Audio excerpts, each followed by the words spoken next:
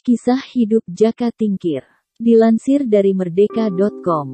Pada zaman dulu di era Kerajaan Demak, hidup seorang tokoh yang cukup terkenal bernama Jaka Tingkir. Ia dilahirkan dengan nama Raden Mas Karebet karena saat ia lahir, sang ayah yang bernama Ki Ageng Pengging, menggelar pertunjukan wayang beber yang dalangnya Ki Ageng Tingkir. Saat pertunjukan wayang itu, terdengar suara yang kerembet, tertiup angin dan jadilah sang bayi itu dinamai Mas Karebet. Sepulang dari mendalang, Ki Ageng Tingkir jatuh sakit dan meninggal dunia. 10 tahun kemudian, Ki Ageng Pengging dihukum mati karena dituduh memberontak pada Kerajaan Demak. Setelah kematian suaminya Nyi Ageng Pengging jatuh sakit dan meninggal dunia. Menjadi yatim piatu, Mas Karebet diangkat menjadi anak oleh Nyi Ageng Tingkir. Sejak itu ia lebih dikenal dengan nama Jaka Tingkir. Sejak muda, Jaka Tingkir gemar bertapa, berlatih bela diri, dan kesaktian. Ia tumbuh menjadi pemuda yang tangguh dan tampan. Lantas seperti apa perjalanan hidup Jaka Tingkir sampai ia berhasil mendirikan Kerajaan Pajang? Berdasarkan buku babat Tanah Jawa seperti dilansir dari wikipedia.org, setelah beranjak dewasa, Jaka Tingkir merantau menuju ibu kota Demak bersama teman-teman seperguruannya, Mas Manca, Mas Wila, dan Ki Wuragil. Sesampainya di Demak, ia tinggal di rumah pamannya, Kiai Ganda Mustaka, yang merupakan seorang perawat Masjid Demak berpangkat Lurah Ganjur. Pada suatu hari, Jaka Tingkir melakukan sesuatu yang tanpa sengaja membuat Sultan Trenggono, Raja Demak saat itu, terkesan. Saat itu, ia sedang berdiri di tepian kolam yang cukup besar. Tiba-tiba sang paman berteriak pada Jaka Tingkir karena Sultan Trenggono akan lewat. Jaka Tingkir yang terlatih dengan sigap melompati kolam yang lebar itu.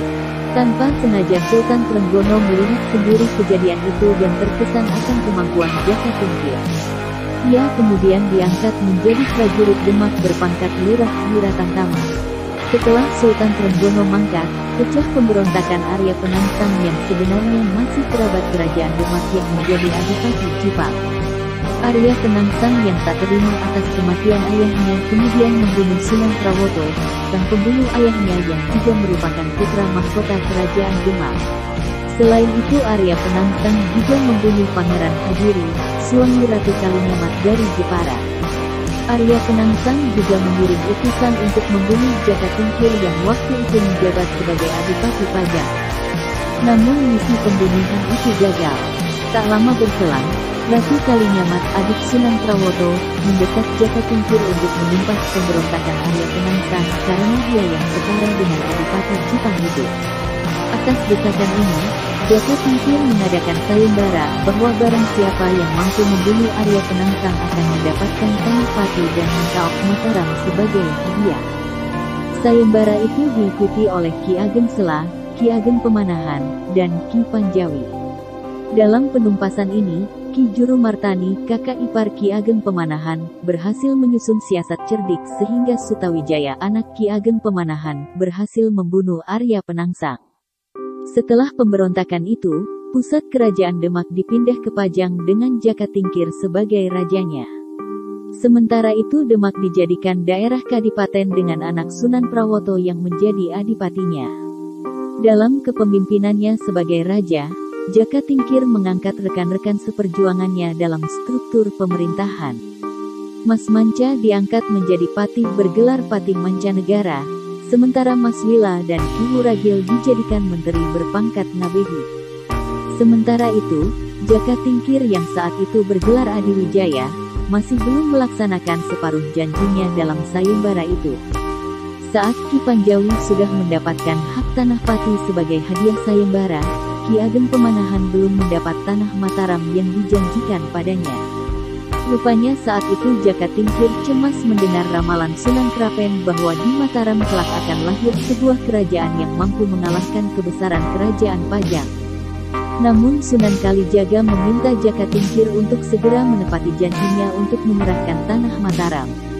Waktu itu, tanah Mataram sendiri merupakan bekas peradaban Kerajaan Mataram kuno yang sudah tertutup hutan bernama Alas Mentaok. Setelah menerima hadiah dari Jaka Tingkir, Ki Ageng Pemanahan sekeluarga, termasuk Ki Juru Mertani, membabat hutan itu dan mendirikan Desa Mataram.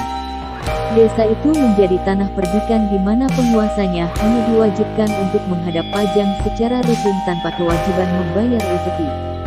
Pada tahun 1568, untuk pertama kalinya Ki Ageng Pemanahan bertemu Sunan Prapen dan meramalkan bahwa Mataram akan menaklukkan Pajang melalui keturunannya.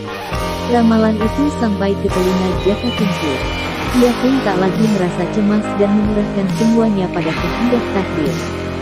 Setelah Ki Ageng Pemanahan meninggal pada tahun 1575, anaknya, Sutawijaya diangkat menjadi penguasa baru Mataram. Ia diberi hak oleh Pajang untuk tidak menghadap selama setahun penuh.